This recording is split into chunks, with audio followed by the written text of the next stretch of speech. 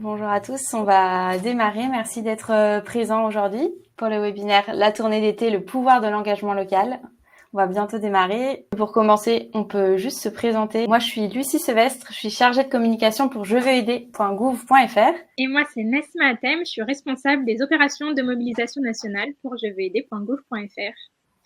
Et on est ravis de vous avoir pour ce webinaire. Avant de commencer, on a une petite question. C'est est-ce que vous connaissez la plateforme jeveuxaider.gouv.fr? Donc ça, c'est la première question. Et la deuxième question qu'on a pour vous, c'est si vous connaissez les associations qui sont invitées.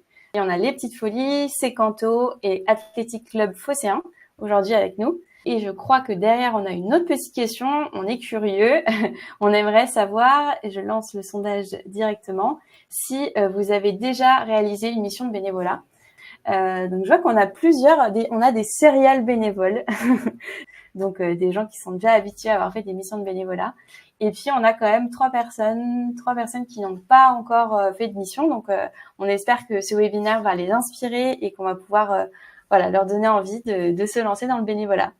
Alors, je vous présente un petit peu le programme de notre webinaire. On va commencer par vous présenter la plateforme jeveuxaider.gouv.fr et ensuite on laissera la parole à nos trois associations invitées qui vont vous présenter leur structure. Et ensuite, on échangera sur la thématique du pouvoir de l'engagement local avec nos trois associations invitées et des bénévoles. Et bien sûr, on vous laissera la parole pour que vous puissiez nous poser toutes vos questions à la fin du webinaire. Et donc, on va commencer par une petite présentation de la plateforme jeveuxaider.gouv.fr pour celles et ceux qui ne la connaissent pas encore. Donc, jeveuxaider.gouv.fr, c'est la plateforme publique du bénévolat. Donc, on met en relation des individus qui ont envie d'agir pour l'intérêt général et des structures, que ce soit des associations, des organisations publiques ou des collectivités qui ont besoin de bénévoles. Donc, sur la plateforme, vous allez trouver une diversité de missions avec des types d'activités différents, des domaines d'action différents. Et vous allez pouvoir trouver des missions qui sont aussi bien près de chez vous. On a aussi des actions que vous pouvez faire depuis chez vous à distance. Et en fonction de vos disponibilités, vous pouvez vous engager soit de façon régulière, soit sur des actions ponctuelles. Et donc, pour vous donner quelques chiffres clés, aujourd'hui, la plateforme compte 550 000 bénévoles inscrits. Et on a beaucoup de chance d'avoir autant de bénévoles inscrits. On a 13 800 organisations qui sont inscrites sur la plateforme et il y a 18 000 missions qui sont disponibles partout en France. Donc, normalement, vous devriez pouvoir trouver des missions près de chez vous. Et donc, tout au long de l'année, on organise ce qu'on appelle des campagnes de mobilisation nationale de bénévoles. Donc, c'est des temps forts. Actuellement, on est en pleine tournée d'été. Donc, la tournée d'été, qu'est-ce que c'est ? C'est un temps fort pendant lequel on met en avant les missions de bénévolat qui sont en lien avec la culture, le sport et les loisirs. Donc l'idée, c'est vraiment de sensibiliser et de mobiliser un maximum de bénévoles sur ces thématiques pour permettre au plus grand nombre de pouvoir en profiter pendant la période estivale. Et donc c'est dans ce cadre-là qu'on organise ce webinaire aujourd'hui, en partenariat avec les trois associations qui sont présentes, à savoir Secanto, Les Petites Folies et l'Athletic Club Phocéen. On va vous parler du pouvoir de l'engagement local et de l'impact justement qu'a ce pouvoir sur les associations, notamment pendant la période estivale. Et on aura la chance aussi de pouvoir écouter le témoignage de bénévoles qui font la différence près de chez eux régulièrement. Et donc, je vais laisser la parole à nos invités afin qu'ils puissent se présenter et présenter leur structure. Et donc, je vais laisser la parole à Lisa pour démarrer. Bonjour à toutes et tous. Je ne sais pas si on m'entend bien. Parfaitement. Super, top. Du coup, moi je suis Lisa Le Guen, je suis chargée de partenariat et production pour le festival Les Petites Folies. Donc pour ceux et celles qui ne connaissent pas, c'est un festival de musique qui a lieu dans le Nord Finistère, à Lampol-Ploarzel exactement. Donc à 30 minutes de Brest, on va dire. Et donc, on a fêté les 12 ans du festival, là, cette année. Le festival a eu lieu le 17, 18, 19 mai dernier. Et les Petites Folies, c'est depuis l'année dernière, c'est aussi un festival à Quiberon. Donc, les Petites Folies en baie de Quiberon qui auront lieu en septembre prochain, le 13 et 14 septembre exactement. Et donc, on est partenaire, on travaille avec jeveuxaider.gouv sur différents sujets. Notamment, là, ils étaient invités dans notre village camping cette année à Lampol-Ploerzel. Et sinon, on passe par la plateforme pour nos besoins de bénévoles. Donc, nous, notre festival, il a fait le choix, en fait, de garder et de développer notre communauté bénévole. On passe pas par d'autres associations pour nos besoins bénévoles. Comme du sous-traitant, enfin c'est pas le terme exact, mais en tout cas nous on est en direct avec nos bénévoles à l'année, donc pour différentes missions et surtout les missions sur l'événement en tant que tel. Et là pour le coup on monte vraiment une mini ville parce qu'on accueille quand même 30 000 personnes sur un week-end, donc on a besoin d'absolument tous les corps de métier, on va dire. Pour nous aider, ça va être vraiment de l'accueil festivalier. Là, on voit la super team prévention, par exemple, sur la photo. Et donc voilà, on a environ 700 à 750 bénévoles là cette année, juste sur le festival Les Petites Folies. Sur Quiberon, on est sur un plus petit événement. On est sur une jauge de 5000 festivaliers par jour sur 2 jours. Donc, on a 250 bénévoles qui viennent nous aider. Donc, sur des périodes, voilà, on a une semaine de montage, voire 2 semaines de montage en amont. Donc, on a des personnes qui viennent nous aider juste sur 1 heure après le travail, faire un peu de signalétique, de peinture, ou nous aider à porter des petites choses sur la scène. Après, ça va être vraiment du coup des missions pendant l'exploitation, donc la prévention, accueil, vente, bar, et j'en passe. Et puis après, nous aider des fois sur le démontage pour ceux qui sont encore en forme, pour voilà un peu de rangement, nettoyage. Et puis l'idée des petites folies, c'est d'être vraiment comment une grande famille en fait.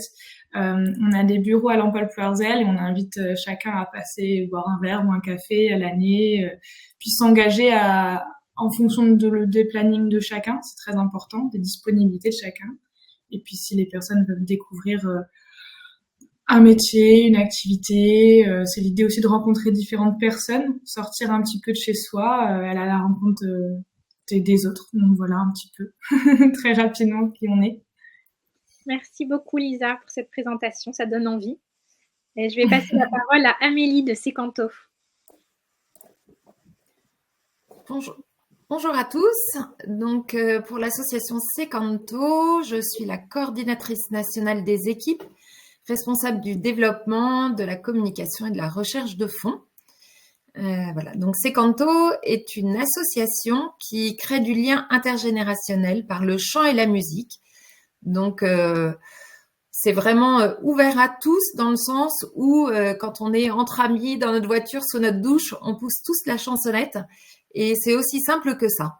Il y a pas besoin d'avoir un talent de chanteur lyrique pour aimer chanter et aller vraiment offrir de la joie aux résidents qui habitent en EHPAD ou qui sont à l'hôpital en service de gériatrie. Donc, Secanto, aujourd'hui, c'est 69 équipes dans 44 villes et 11 régions. On est vraiment présent sur toute la France. Il y a 3600 personnes âgées qui sont visitées chaque mois et on se compte à peu près à 900 bénévoles. Merci beaucoup à la plateforme jeveuxaider.gouv qui, depuis quelques années, et surtout depuis le confinement, en fait, m'a permis d'être en lien avec des milliers de bénévoles. Et grâce à ça, on découvre aussi les talents de chacun parce que il n'est pas rare que des personnes m'appellent en me disant oui, mais j'aimerais bien, mais je sais pas très bien chanter. En fait, c'est pas grave puisque le but, c'est de se retrouver en équipe. En équipe, quand on est plusieurs, on chante juste, on se sent motivé, poussé. Et le but premier de Secanto, c'est vraiment d'aller créer ce lien avec les personnes âgées. Le chant et la musique n'étant que des prétextes à la rencontre. Donc voilà, ça j'insiste parce que ça peut être une barrière, mais qu'il faut vite faire tomber. On reçoit beaucoup de joie, c'est très festif. Voilà, vous aurez d'autres témoignages de bénévoles tout à l'heure, mais ce sont vraiment des moments formidables et très simples. Voilà, on a dans Secanto besoin d'avoir une caution scientifique. qui démontre les bienfaits du chant et de la musique, tout ce qui est troubles cognitifs aussi, et qui tous ces troubles en fait peuvent être apaisés par le chant et la musique. Donc c'est le professeur Platel qui vraiment nous cautionne dans notre action et qui le dit si bien, mais en fait ces cantos devraient être prescrits dans tous les EHPAD de France. Voilà. On a également cette année, dans le cadre des 25 ans de l'association, donc cette association, elle a été créée par Hervé Fitt, qui en est toujours le président, et qui, depuis 25 ans, œuvre pour que perdure en fait ce lien intergénérationnel. Et à cette occasion, on a eu la chance de rencontrer un jeune chanteur-compositeur qui s'appelle Sauvant, et qui vient dans les équipes chanter avec nous, soutenir notre cause. Voilà, donc ça, on a beaucoup de chance aussi pour ceux qui veulent le découvrir. Il y tourne, quoi. Il fait une tournée en France et il sera à l'Olympia en janvier 2025. Voilà. Que vous dire? En fait, ces cantos, c'est des émotions qui se rencontrent. C'est un rythme que l'on peut trouver facilement dans sa vie associative, parce que c'est un dimanche par mois, un dimanche après-midi, plus un temps de vie en équipe, voilà, qui peut être un soir en semaine ou alors le jour même. Voilà, et dans ce cas-là, tout ce qui est sélection des chansons sont faites en amont. Il y a une playlist qui est envoyée. En fait, tout est guidé, tout est un peu clé en main pour découvrir. Et puis, une fois que vous avez découvert, eh bien, chaque talent est super important. Donc, en équipe, eh ben, vous aurez aussi votre place. Et ça, c'est très important de se dire que chacun a sa place, en tout cas dans les équipes. Donc, voilà. Et encore un grand merci à Je veux aider.gouv qui nous soutient, qui me relance régulièrement en me disant tiens, il n'y a pas eu beaucoup de publications pour recruter des bénévoles. Donc merci vraiment à chacun de vous pour tout ce que vous faites et pour mettre en lien des bénévoles et des associations et plus particulièrement ces cantos. Merci beaucoup. Merci beaucoup à toi, Amélie. On va laisser la parole maintenant à Jonathan pour nous présenter l'Athletic Club Phocéen. Oui, bonjour. Bonjour à tous.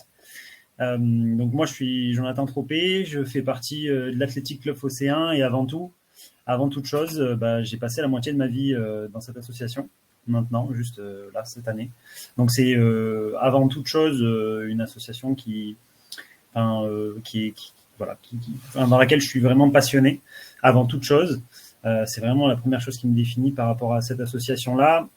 Et il est vrai par mon orientation professionnelle que aujourd'hui j'ai la chance de pouvoir travailler dans le domaine qui me passionne. Et donc je suis responsable développement et responsable technique de cette organisation-là. Donc l'Athletic Club Phocéen, qui est un club d'athlétisme, une association en support d'un club d'athlétisme depuis plus de 50 ans maintenant. Nous, on a un investissement qui est particulièrement local et régional sur la métropole Aix-Marseille et aussi avec des événements à rayonnement régional sur toute la région PACA. Et donc, on a un investissement assez large sur le sport pour tous, le fait de développer la pratique sportive pour tous les publics. Et donc, ça passe par différentes actions. On a bien évidemment notre action de club d'athlétisme, sur laquelle on encadre de la pratique de l'athlétisme pour tous les âges, de 3 ans et puis sans limite supérieure. L'idée, donc ça, c'est notre corps de métier, c'est là où on excelle et on développe pas mal d'autres projets à côté de ça en parallèle, notamment des initiatives de pratique sportive pour tous, aller au plus proche de publics qui n'ont pas forcément la chance de pouvoir pratiquer la pratique sportive et tout ce qui va avec et tout ce que ça peut apporter.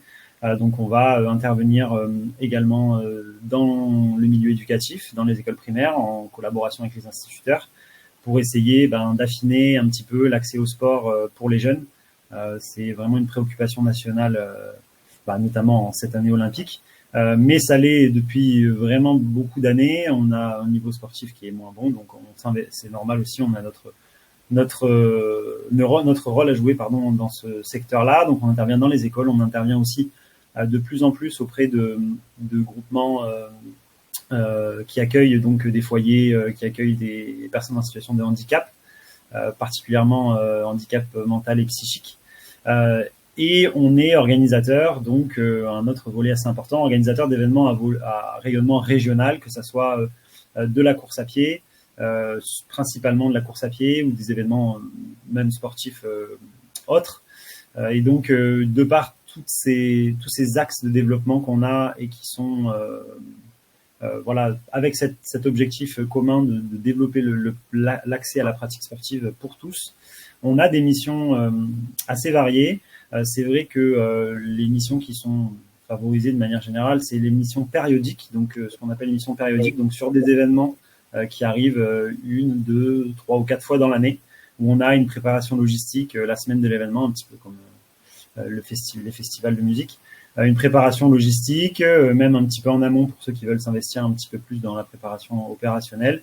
Et bien évidemment, les derniers jours de l'événement avec l'accueil des participants, la mise en place d'activités sur l'événement ou purement et simplement l'encadrement de l'événement pour qu'il se passe au mieux. Donc, ça fait déjà quelques temps qu'on est en collaboration avec la plateforme jeveuxaider.gouv.fr et c'est une super collaboration. On a des gens qui sont très positifs et qui s'investissent assez facilement. On a nous quand même l'habitude de pouvoir accueillir des bénévoles puisque on est organisateur de courses de ce niveau-là depuis 40 ans sur Marseille.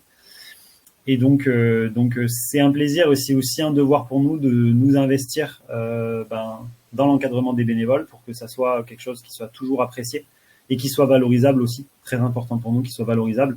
Tout simplement, il faut être honnête pour qu'on puisse fidéliser aussi les personnes qui interviennent avec nous, parce que c'est des personnes conformes qui en montrent notre fonctionnement, qui en ressortent grandis, mais qui aussi du coup peuvent valoriser et puis faire des missions de plus en plus importantes dans le cadre de nos organisations. Et donc j'ai parlé des événements périodiques, mais on a aussi des événements assez réguliers, donc dans l'encadrement de nos activités, que ce soit l'entraînement ou les interventions, les stages sportifs qu'on met en place.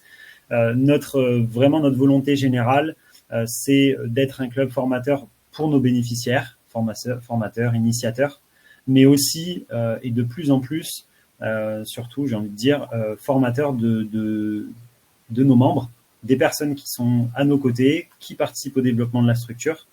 C'est essentiel pour nous de pouvoir faire en sorte qu'ils puissent ressortir de l'expérience, grandir et qu'ils puissent valoriser l'expérience en proposant une formation continue et puis leur montrer que c'est des compétences et des capacités qu'on peut utiliser dans sa vie personnelle ou dans sa vie professionnelle qu'on utilise sur nos événements-là qui sont des événements professionnels. Donc voilà. Merci beaucoup, Jonathan. Merci à tous les trois d'avoir accepté notre invitation pour ce webinaire. On va parler maintenant du pouvoir de l'engagement local. Et donc, peut-être avant de commencer, est-ce que, Jonathan, je peux te redonner la parole? Et est-ce que tu peux nous dire finalement concrètement qu'est-ce que c'est l'engagement local? De quoi parle-t-on quand on parle d'engagement local? Alors, l'engagement local, déjà d'une manière générale, pour moi, c'est participer au dynamisme de sa ville ou de son quartier, de son département, pour être un peu plus global, en s'investissant dans le dynamisme, dans les activités qui sont déjà proposées, dans un petit peu la vie de la cité, la vie de la ville telle qu'elle existe, pour s'engager pour participer à ce développement-là. Pour nous, c'est vraiment à titre local dans le milieu sportif, c'est vraiment apporter son aide sur un encadrement, sur une façon de voir les choses et l'attacher au monde sportif, quoi. Merci beaucoup. Lucie, je crois que tu as un petit sondage pour l'Assemblée. Oui, tout à fait. On a un petit sondage. Après cette présentation sur le pouvoir de l'engagement local, on se demandait, là en particulier sur les petites folies, je vais vous partager le sondage. publier son âge. Pour un festival comme les Petites Folies, par exemple, mais c'est aussi ça vaut pour d'autres festivals. Les bénévoles sont, est-ce que vous pouvez nous répondre, soit peu nombreux, soit très nombreux, soit un peu utiles, plus que nécessaire, ou vitaux pour la tenue du festival. Alors, je pensais avoir mis plusieurs réponses possibles, mais en fait, vous pouvez en mettre qu'une. Donc, mettez celle qui vous paraît la plus importante. Mais voilà, du coup, on attend vos réponses. Je vois que ce qui monte le plus, c'est vitaux. Et qu'en effet, je pense que c'est plutôt Lisa qui va nous répondre là-dessus. Je te repasse la parole, Nesla. Oui, Lisa, est-ce que tu peux nous dire à quel point c'est important d'avoir des bénévoles pour un festival comme les Petites Folies? Est-ce que vous pourriez faire sans eux? Eh ben, pas grand-chose honnêtement, parce que on est une association, on peut pas se permettre d'embaucher 800 personnes de base, on a besoin d'aide et au-delà de ça, nous, c'est hyper important parce que l'organisation du festival de musique, c'est vraiment apporter le festival sur un territoire où il n'y avait pas forcément d'offres culturelles pour des festivaliers, mais c'est aussi se faire rencontrer tous ces bénévoles-là ensemble, créer, comme je disais, une grande famille, faire vivre le territoire. Et de toute façon, oui, effectivement, sans bénévoles, on peut pas aller très, très loin. On a des personnes qui viennent aider 1 heure ou 2, mais en fait, rien que ça, c'est hyper intéressant et c'est top. Et en fait, chaque personne va au-delà de nous aider sur une tâche, apporte aussi une expertise, des compétences ou non. Et puis voilà, ouais, non, sans bénévoles, on pourrait pas faire grand-chose, non, effectivement. Et petite question, est-ce que juste les bénévoles, ils sont là votre festival, il dure 3 jours. Est-ce qu'ils sont là les 3 jours? Est-ce ils ont des moments de pause? Enfin, comment ça fonctionne? Eh ben oui, alors ça c'est en fonction de chacun. Si une personne est disponible qu'une journée, elle peut venir qu'une journée. Après nous, on incite, on conseille de venir au moins 2 jours. C'est plus facile pour les équipes en fait, qui est quand même une certaine des équipes un peu solides, sans trop de mouvement. Après, nous de toute façon, effectivement, l'idée c'est quand même que les personnes puissent profiter du festival un maximum, aller voir les concerts, etc. Donc, on a plusieurs politiques en fonction des événements. Par exemple, un bénévole qui est là 2 jours aura son 3e jour un billet pour venir au festival en tant que public. Après, une personne qui a fait, par exemple, tout le montage est invitée au festival, ou tout montage et démontage, alors on passe 3 jours. Enfin, on a aussi ce genre de propositions. Mais après, oui, effectivement, en fait, chaque équipe, c'est des petites équipes ou voire grosses équipes en fonction par exemple, le bar, ils sont au moins 42. Après, il y a des responsables bénévoles, il y a des responsables pros, et comme ça fait des petites équipes. Et après, chaque équipe fait son planning. Et puis, en fonction de, moi, je vais absolument aller voir Joey Star à telle heure, en fait, je vais me prendre 1 heure. Puis, de toute façon, là, je vais retrouver ma famille, mes copains, là, à ce moment-là. En fait, c'est aussi une cohérence de comment on s'entend et comment on fait vivre notre équipe en interne pour que tout le monde puisse y participer, profiter un maximum. Et donc, tu disais, pour les festivals qui a eu lieu en mai, c'était 700 à 750 bénévoles, c'est ça? C'est ça. L'année dernière, on était aux alentours de 600. Là, on est un peu plus nombreux. Donc voilà, après, 700, c'est notre maximum de toute façon. On a beaucoup travaillé aussi avec cette année. On a du coup cette grande famille, mais on a cette année différentes associations qui nous ont sollicités. On est en partenariat avec plein d'assauts différentes, mais les assos nous ont sollicité pour venir prêter main forte sur une mission en tant que bénévole. Donc par exemple, on a les papillons blancs qui sont venus sur une demi-journée en montage, une demi-journée en exploitation et une demi-journée en démontage. Ils étaient 6 et nous ont aidés.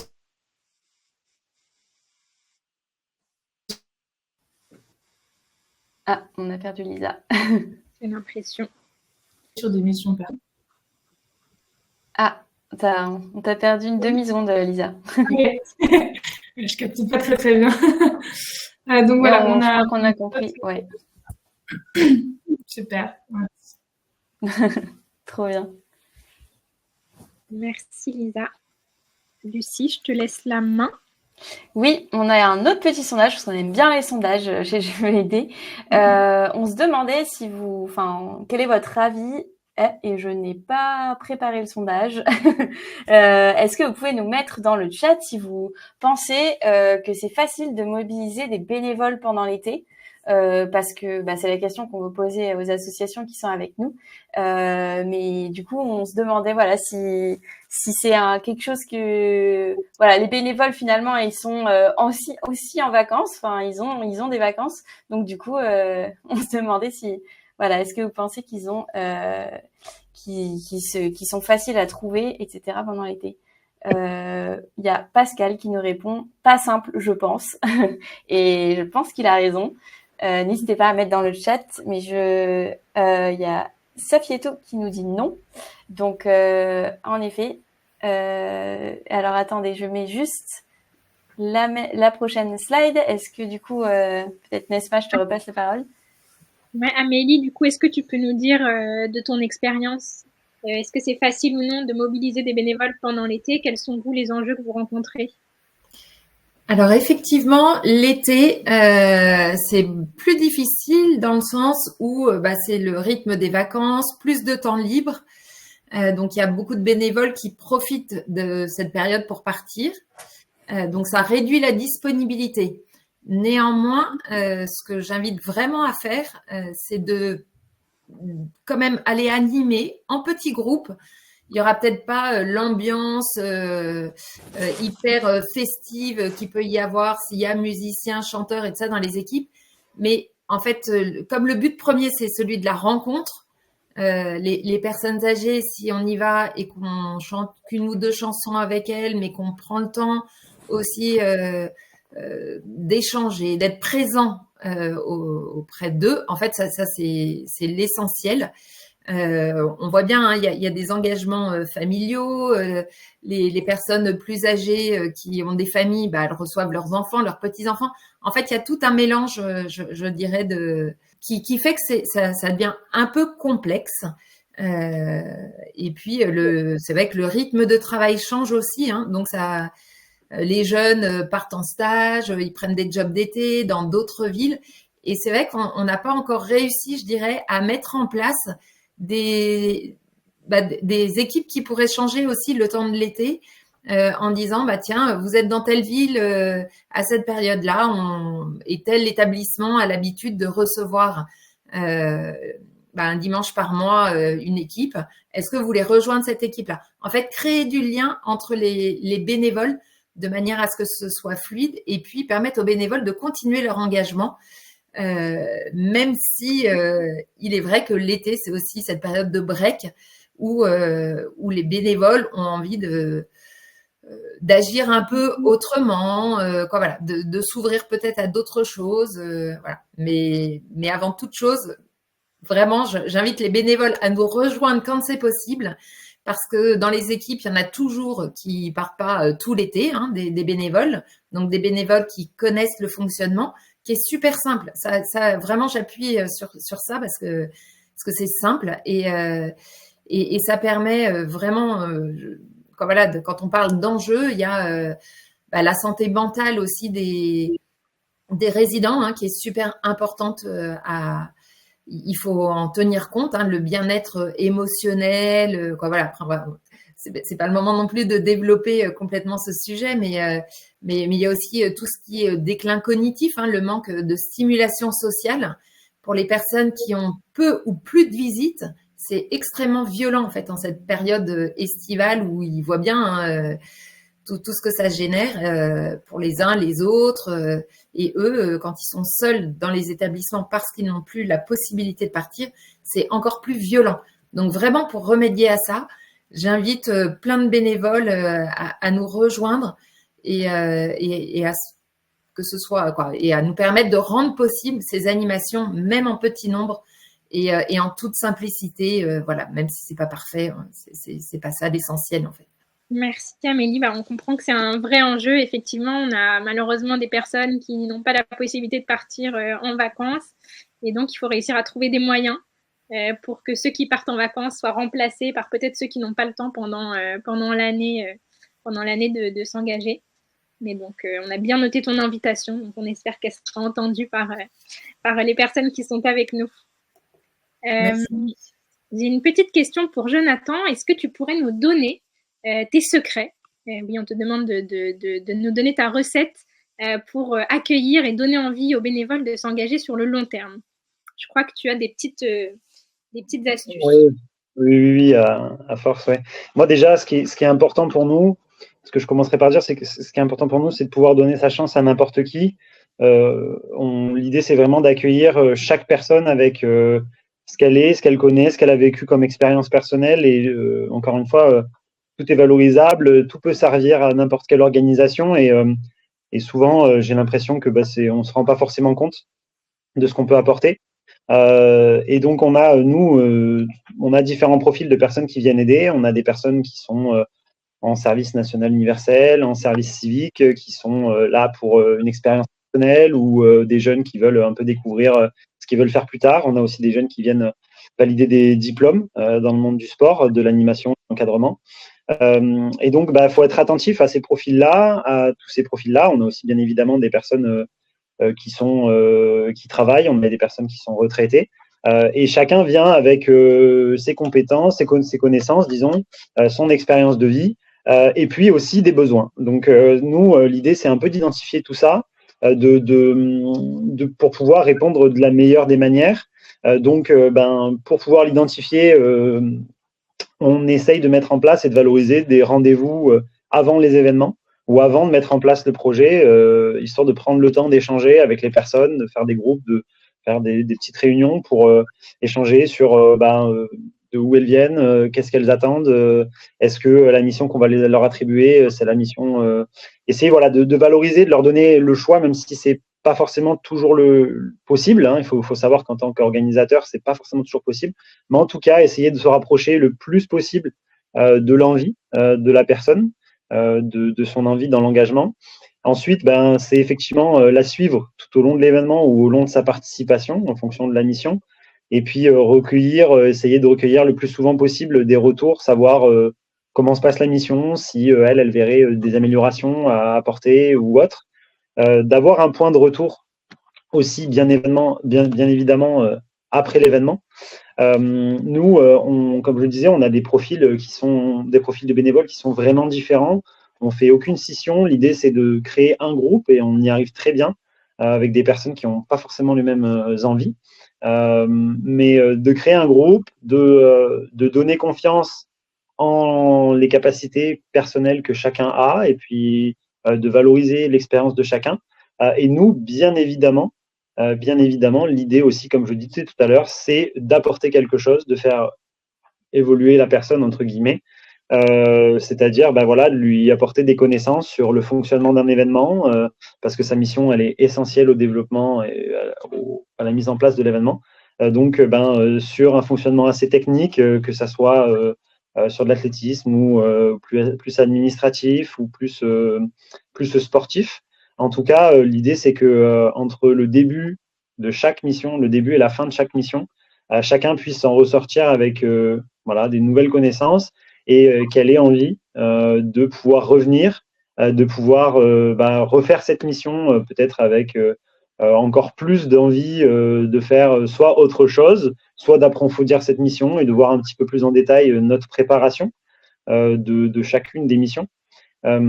Mais en tout cas, c'est très important, tout ce processus-là, il est très important pour nous, pour évidemment fidéliser les gens qui nous aident, parce que évidemment, d'avoir des personnes qui nous aident régulièrement, ou en tout cas qui connaissent déjà notre organisation et qui reviennent nous aider, c'est essentiel. Et puis d'un autre côté, effectivement, de pouvoir avoir un processus de suivi continu avec chacune des personnes qui vient nous aider. Trop bien. Ouais, trop intéressant en plus de savoir que quand on s'engage pour une mission bénévole avec vous, et je pense que c'est pas qu'avec vous, ça doit être sûrement avec beaucoup d'autres associations, en fait on s'engage pas juste pour quelque chose de ponctuel, mais en effet comme tu parles de suivi ou tu parles du fait qu'on apprend des choses, on s'engage vraiment pour une expérience transformatrice quoi, limite vraiment bien sûr. On va faire plein de choses quoi, apprendre plein de choses, faire plein de choses. Bien sûr, et puis nous, on s'adapte aussi aux besoins et à l'envie de responsabilité un petit peu des personnes. On est tous différents là-dessus. Mais nous, c'est pareil, voilà, du coup, dans cet axe-là, notre objectif, c'est de pouvoir responsabiliser un maximum parce que chacune des personnes qui vient intervenir à nos côtés, qui vient nous aider, elle devient quelque part un petit peu essentielle et un petit peu, voilà, enfin forcément, c'est une part de l'organisation qu'elle représente. Et donc, ben, on a besoin de cette personne-là à partir de ce moment-là, quoi. Trop cool. Bah, comme toi, du coup, enfin, si j'ai bien compris, tu as commencé en tant que bénévole et au fur et à mesure des années, tu t'es investi de plus en plus et tu as pris des responsabilités et après, du coup, maintenant, C'est t'es exactement salarié, ça. C'est mais exactement ça. C'est comme ça que bah, je me suis forgé, que je suis qui je suis, mais aussi mes envies, mes besoins. Enfin, c'est en découvrant un maximum. Et puis, j'ai commencé au plus jeune âge à pouvoir soit encadrer, soit aider dans les organisations. Et petit à petit, j'ai affiné ma sensibilité, et ma passion, quoi, ce que j'aime faire. trop bien, trop intéressant. Merci beaucoup. Du coup, je continue parce qu'on a un autre sondage pour vous et cette fois-ci, il est prêt. Je le lance. La question c'est, selon vous, d'après vous, quel est le pourcentage d'associations sportives en France qui fonctionnent seulement avec des bénévoles? Même nous, ce chiffre, quand on l'a découvert, on était étonnés. Enfin, on trouve ça trop cool. Je vois que ça se répartit. Tout le monde a un peu des avis divergents, mais il y a quand même 86% qui ressort. Et est-ce que je donne tout de suite ou j'attends 2 secondes? Ça se joue entre 86 et 52. Mais donc ça, c'est hyper intéressant parce que je donne donc la réponse. 86% des assos sportives fonctionnent seulement avec des bénévoles. Donc en tout, il y a 3,5 millions de bénévoles dans le sport. Qui représente près de 35% des bénévoles, tous secteurs confondus. Donc, ce chiffre, on trouvait intéressant de vous le partager parce que ça montre vraiment que les bénévoles, pour faire tourner les associations sportives, sont vraiment hyper importants, quoi. Je sais pas si tu veux dire un mot, Jonathan, là-dessus, mais en tout cas, vous, Oui. vous fonctionnez surtout avec des bénévoles. Vous avez c'est moitié-moitié. Ah non, bien sûr, non, enfin, pour nous, Que des bénévoles. c'est 95%. C'est essentiel. Bon, peut-être 90, mais c'est vraiment essentiel sur des organisations, même d'événements sportifs, même encore plus gros, nationaux, etc. C'est, enfin, voilà, c'est l'axe numéro 1 et l'événement il s'arrête tout de suite. Si on n'a pas d'engagement bénévole, pour moi c'est la première chose, c'est la première pierre qu'il faut s'assurer d'avoir parce Ouais. que voilà, c'est le plus important. Trop bien. Nesma, je te passe la parole. Ouais. J'avais une petite question par rapport au retour des bénéficiaires. Je pourrais poser la question à toutes les associations, mais Amélie, est-ce que tu peux nous dire quels sont les retours que vous obtenez de la part des personnes âgées qui reçoivent la visite de vos bénévoles dans les EHPAD? Peut-être que tout à l'heure, les bénévoles pourront nous en dire aussi un mot. Alors, il y a beaucoup de personnes âgées qui nous font comme retour: ah, vous êtes notre famille, en fait, vous êtes ceux qui viennent nous visiter avec fidélité un dimanche par mois. Et il y en a beaucoup qui ne sont plus visités ou pas visités parce qu'ils n'ont plus de famille. Hein. Et du coup, en fait, c'est une façon pour eux de transposer ce qui leur manque et c'est une grande joie. Et il n'y a pas une animation où on n'entend pas: vous revenez bien le mois prochain, ne nous oubliez pas. Voilà. Donc, en fait, il y a même des bénévoles qui, mais ça, je pense qu'André pourra en parler, qui, pendant la semaine, s'ils passent devant l'établissement, vont saluer les résidents, juste dire bonjour. Voilà, il y a des équipes dans lesquelles les bénévoles sont un peu plus âgés, donc ont cette disponibilité-là, parce que en fait, Secanto, c'est intergénérationnel. Ça va de la maman qui attend son bébé jusqu'à plus de 100 ans. Et les bénévoles, alors moi ça c'est un témoignage personnel, on avait comme pianiste pour nous accompagner jusqu'à cette année un monsieur de 80 ans, donc ça le faisait toujours rire en disant je suis plus vieux que ceux pour lesquels je viens chanter et jouer de la musique et du coup c'était chouette, quoi. Il y a vraiment tout le monde et c'est un engagement qu'on peut vraiment faire en famille. Ça, je pense que Catherine pourra aussi en parler. Stéphane aussi. Quoi, voilà, en fait, les bénéficiaires, donc il y a certes les résidents, il y a les familles qui apprécient beaucoup se rendre compte, venir visiter en fait ses parents ou ses grands-parents. Parfois, c'est difficile, ils se souviennent plus des prénoms. Donc en fait, l'échange peut être très complexe et on repart le cœur un peu lourd. Là, le temps d'une animation sécanto, en fait, on chante tous ensemble et ça permet aux familles de repartir en étant plus légers. L'esprit léger et ça c'est très apprécié. Et pour le personnel, c'est aussi un moment où ils peuvent se mettre un peu en retrait, où ils sont moins présents puisque ce sont d'autres personnes qui viennent partager ce moment. Mais je laisserai la place aux bénévoles aussi pour qu'ils témoignent de ce qu'ils voient, de ce qu'ils entendent, de ces émotions qui se retrouvent. Et juste, c'est drôle parce que du coup, on entend de la musique derrière toi. Je sais pas si c'est parce que t'es dans un EHPAD, Amélie. Non, désolée. Non, mais du coup, c'est très bien. Je trouve qu'on est dans le thème de la photo, de ce que tu racontes et tout. Donc, c'est parfait.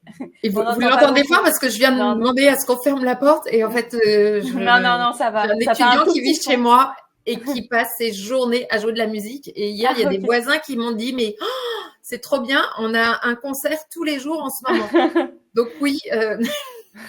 Non, c'est un petit fond, mais du coup, ça va très bien avec ce que tu dis, donc c'est parfait. Mais justement, peut-être Nesma, du coup, on va passer au témoignage. Ouais, c'était la parfaite transition, Amélie, merci beaucoup. On a la chance d'avoir des bénévoles qui ont accepté d'être présents avec nous aujourd'hui, donc merci beaucoup à eux. Et on va pouvoir leur laisser la parole pour qu'ils puissent un peu témoigner. On peut peut-être passer la parole à Catherine, par exemple. Catherine, est-ce que tu peux nous parler un peu concrètement de tes missions chez Sécanto ? Bonjour à tous. Alors, moi, je suis engagée dans une équipe Sécanto à Grenoble. Et l'engagement est hyper simple, c'est-à-dire que je me suis engagée à venir, comme le disait Amélie, une fois par mois, le dimanche après-midi, chanter avec les personnes âgées.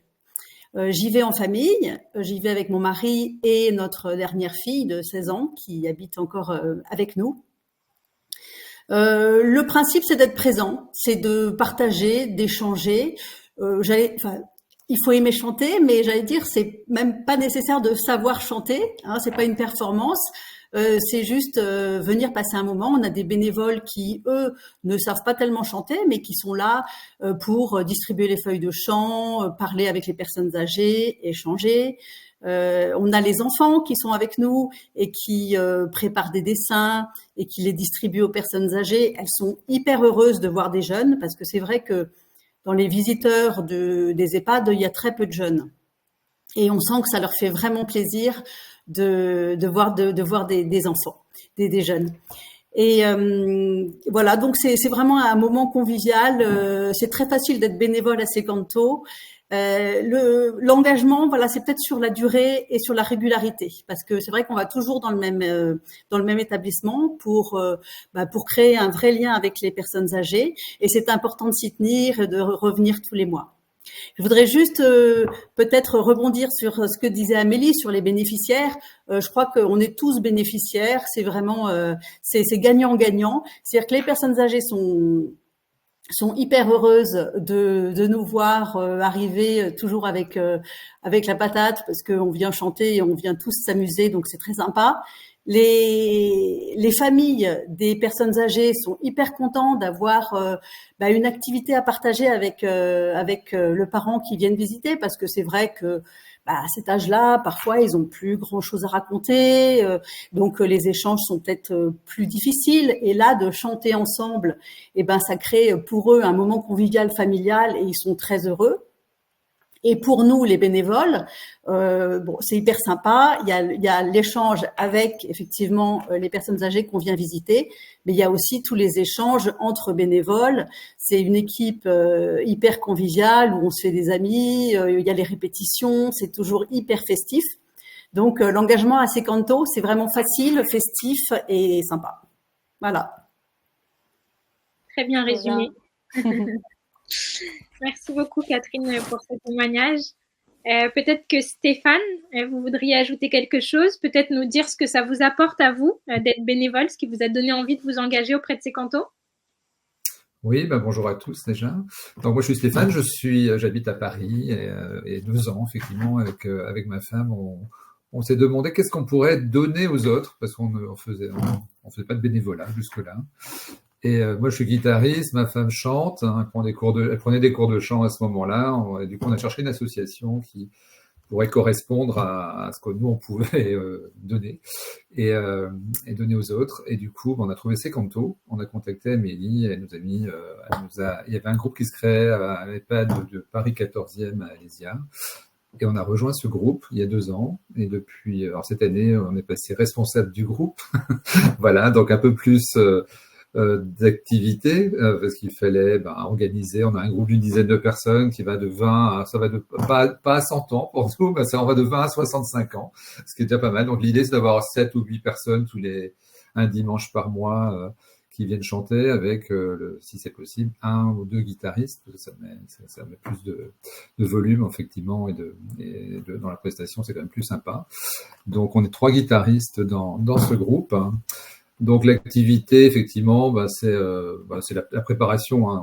On a un WhatsApp, on contacte tout le monde, je fais des petits sondages WhatsApp pour savoir qui va être présent. J'envoie une liste de chansons, parce que Secanto fournit on a tout un book de chansons qui est assez volumineux d'ailleurs et qui est avec les paroles, mais aussi avec les accords pour les guitaristes. Donc c'est très bien préparé. Donc on prend une 12-13 chansons pour tenir 1 heure, parce qu'on peut pas, c'est limité à 1 heure, parce que on passe à 15 heures en général, donc il faut qu'à 16 heures on est terminé parce qu'il y a le goûter, voilà, des résidents. Donc l'idée, ce que disait Amélie, c'est qu'on se réunisse, si on peut, une fois par mois hors de ce fameux dimanche. Donc là, cette année, on l'a fait 2-3 fois chez nous. On a réuni les personnes qui le souhaitaient pour faire des répétitions. Et donc, c'est l'occasion, effectivement, de se réunir, d'échanger, de faire connaissance un peu plus. C'est plus le prétexte à faire connaissance qu'à jouer, d'ailleurs.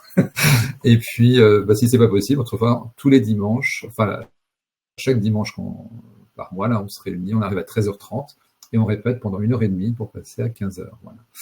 Ah donc, oui, parce que du coup, vous avez des répétitions avant pour vous préparer pour le faire. Exactement, comme ça, on arrive à 13h30. En général, après, on fait notre prestation. On chante et on joue pendant 1 heure, et après, on reste aussi échanger avec les résidents, avec les enfants, souvent, qui viennent les visiter aussi. Et comme le disait Amélie, les retours sont très positifs. Les résidents nous attendent avec impatience. Et certains connaissent bien. On termine toujours le tour de chant par la chanson Secanto. Et donc, on a pas mal de résidents qui sont de la région du Sud-Ouest et qui connaissent bien cette chanson. Donc, ils attendent avec impatience la chanson.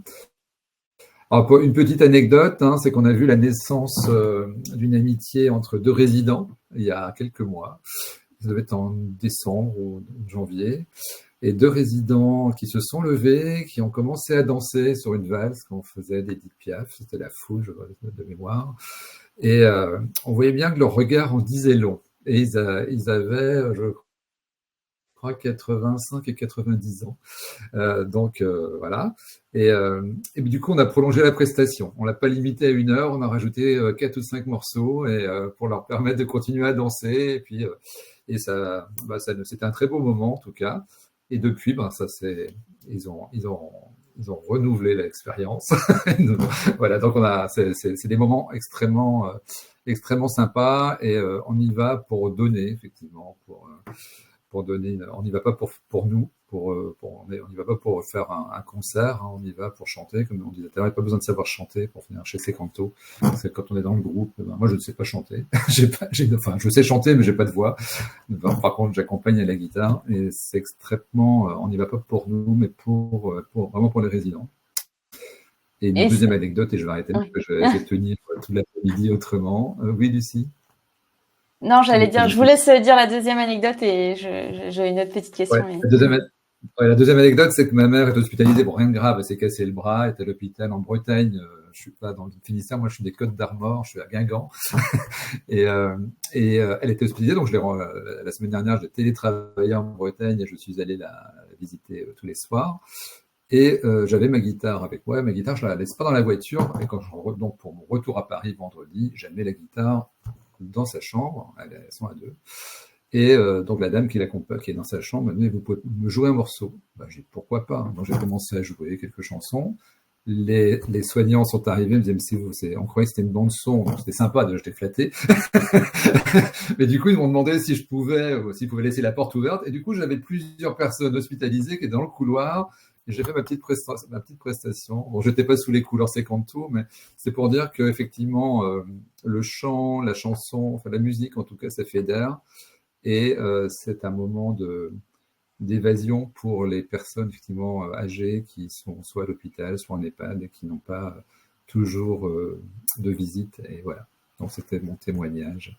En tout cas, rejoignez. On donne, mais on reçoit aussi beaucoup. Voilà. Bah, c'est justement enfin, c'était pas une question, mais c'était la remarque que j'allais faire parce que c'est ce que j'ai retenu aussi du témoignage de Catherine, de dire qu'en fait, c'est autant pour les bénéficiaires que pour nous-mêmes bénévoles, parce qu'en fait, on passe un très bon moment et on reçoit aussi beaucoup de joie d'un autre côté, donc c'est dans les deux sens au final. Exactement. Très bien, merci Stéphane. Merci beaucoup Stéphane. André, je vous laisse la parole peut-être pour nous dire, vous, qu'est-ce qui vous a motivé à vous engager? Est-ce que Secanto, c'est votre première mission bénévole ou est-ce que vous aviez déjà de l'expérience? Et peut-être si vous avez un conseil pour les quelques-uns qui ne se sont pas encore lancés dans le bénévolat.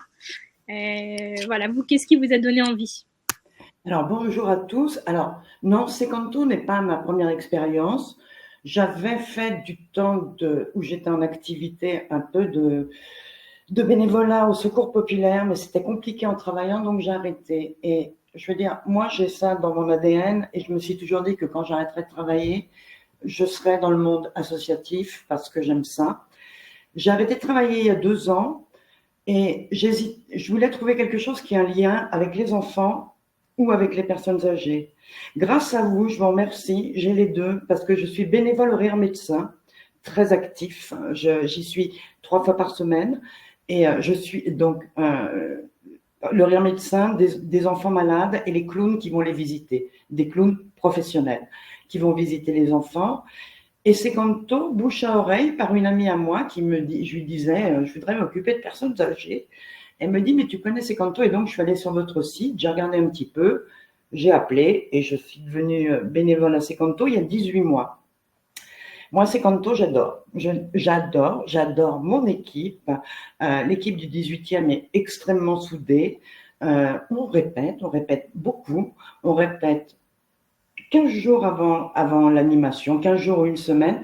Et on répète également 1 heure avant l'animation. Pour les gens qui n'ont pas pu venir à la première répète. Donc voilà, on répète beaucoup. Moi, j'ai rencontré une famille, je veux dire, il se passe plein de choses. Je veux dire, je vois tous les gens avec qui je chante, pas tous, je vois beaucoup des gens avec qui je chante en dehors de l'asso, on fait plein de choses ensemble. Et j'ai créé des liens avec certaines personnes de l'EHPAD, notamment une merveilleuse vieille dame de 83 ans qui vit seule, qui est seule, qui n'a pas de famille, qui est juste merveilleuse. On a tissé des liens. Je la visite très très souvent. Elle était chez moi à Noël. Elle est chez moi. J'étais avec elle pour la fête des mères. C'est pas ma maman. Elle aurait l'âge d'être ma maman, donc j'ai passé mon temps avec elle pour la fête des mères. Voilà, je veux dire, moi, Secanto, ça m'a apporté beaucoup, beaucoup de joie. Je veux dire, beaucoup le sens d'être à ma place et de donner et de recevoir. Parce que vous donnez, c'est un fait, mais vous recevez. Les gens nous voient arriver. Moi, j'ai le fils d'une résidente qui m'a dit, vous êtes les Champs-Élysées de Michel Drucker pour eux. Ne changez rien, venez toujours. Et j'ai vu des choses aussi très émouvantes qui m'ont beaucoup émue. J'espère que je vais pouvoir le dire sans être émue. J'ai vu une vieille dame, pas très en forme, qui parle pas, avec son fils qui était là, qui est toujours là. Et une chanson lui a éveillé quelque chose. Elle s'est mise à chanter et j'ai vu son fils pleurer. Et alors moi, je chantais, je pleurais en même temps. Le fait de voir sa maman se mettre à chanter, elle qui ne parle plus ou pratiquement plus, voilà, ça a été une émotion énorme. Et cette personne ne rate absolument jamais une de nos animations. Il est toujours là. Là, on s'est quitté pour 2 mois parce que généralement, nous, on va en juillet. Et puis cette année, ça va être compliqué. Avec les Jeux Olympiques, tout ça, c'est compliqué. Donc, on ira en septembre. Et ce monsieur nous a dit, mais on vous attend, mais avec impatience, ma maman et moi. Et voilà, c'est ça, c'est Secanto. Ah, c'est super témoignage, André. Merci beaucoup. Merci. Plaisir. C'est vraiment hyper touchant et ça donne envie de s'inscrire tout de suite si on n'est pas déjà bénévole chez Secanto, de vraiment vous rejoindre parce que c'est hyper touchant comme témoignage. C'est vraiment c'est beau.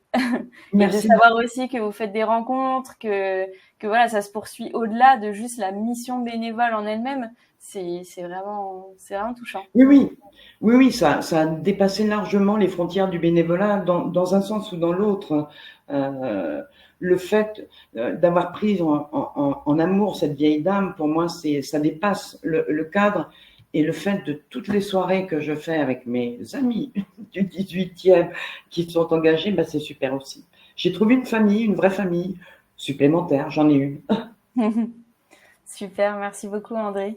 Merci aux 3 bénévoles, Nesma, on est d'accord pour dire qu'on a eu beaucoup de chance d'avoir ces super témoignages de ces bénévoles formidables de Secanto. Et j'imagine que vous n'êtes pas les seuls, vous êtes quand même beaucoup, Amélie le disait, vous êtes beaucoup de bénévoles chez Secanto, mais on n'a pas eu la chance d'avoir des bénévoles aussi de Les Petites Folies et Athletic Club Phocéen, mais on se doute qu'ils sont tout aussi géniaux, genre que vraiment ils sont top et qu'ils agissent au quotidien aussi. Donc voilà, on arrive à la fin. Je sais pas s'il y a des questions dans le chat, des questions que vous voulez poser à... C'est trop cool de vous voir tous comme ça là présents. On a Stéphane qui a été très présent dans le chat et qui à chaque fois, chacune de vos interventions a réagi dans le chat en disant super témoignage et tout. Donc merci beaucoup. On arrive à la fin du webinaire, Nesma, je crois. S'il n'y a pas de questions, on va être pile à l'heure, il me semble. Que de belles associations et témoignages, merci beaucoup, nous dit Stéphane. On va attendre 2 minutes pour voir s'il y a d'autres questions. Merci pour la présentation. Merci à vous d'avoir été présents. On mettra le webinaire en replay pour ceux qui n'ont pas forcément pu être là. On va le mettre sur les réseaux pour le partager et pour que vos témoignages soient diffusés le plus largement possible. Et voilà, Nesma, est-ce que tu as un petit mot à dire pour conclure ce webinaire? À part remercier tous les participants et tous ceux qui étaient présents, j'espère...